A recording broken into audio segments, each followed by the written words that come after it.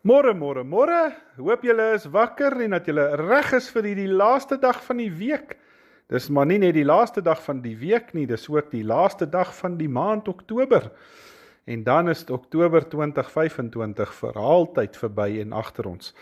Maar hoe dit ook al sy, wanneer ek en jy môre wakker word, is ons in 'n splinter nuwe maand. En mag julle so die Here groot maak vir nog 'n nuwe splinter nuwe geleentheid wat hy vir ons almal gee. Is lekker om weer vanmôre saam met julle te kuier, sommer so vir oulaas vir hierdie week. Mag julle die Here se nabyheid beleef, mag julle deur hom vertroos word en mag julle deur sy gees beweeg. Ek wil graag hierdie week afsluit uit Filippense 1 vers 15 en 16.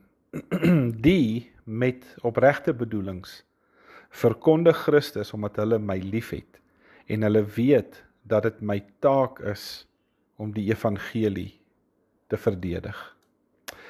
Paulus se woord aan die Filippense waar hy in die tronk sit en hy praat met die gemeentes oor die leraars wat voorgaan, oor hulle wat bereid is om die eredienste te lei.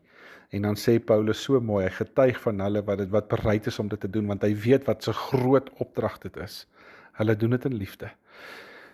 Daar word vertel van hierdie leraar wat oorlede is en sy begrafnisrede is toegehou in die kerk waar hy vir meer as 20 jaar in die bediening was. En sy seun wat ook self toe 'n dominee is, het vertel hoe sy pa altyd gehuiwer het om 'n erediens te lei.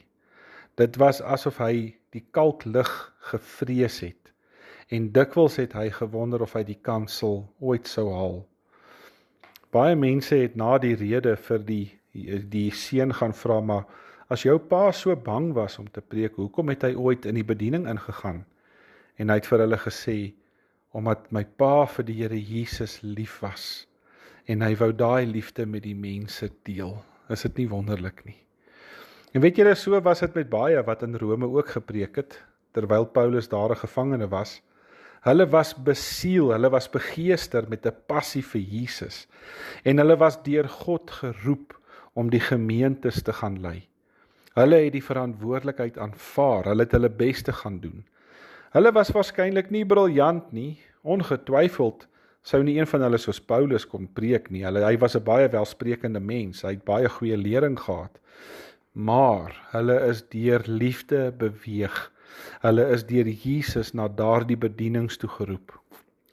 Ek dank God dat daar deur al hierdie eeue nederige mense in die kerk was, predikers, priesters, monnike, noem hulle maar, wat ten spyte van hulle persoonlike tekortkominge hierdie onkeerbare drang gehad het om vir Jesus te praat.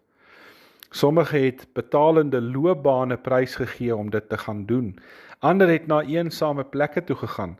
Sommiges het hulle huise en hulle families opgeoffer in daai proses. Daar is van hulle wat dit gedoen het met 'n gevoel van mislukking, maar hulle is deur die liefde gemotiveer. Die vraag vir môre is, hoe lyk dit dan ook met jou? Kom ons maak die oë toe, dan bid ons saam.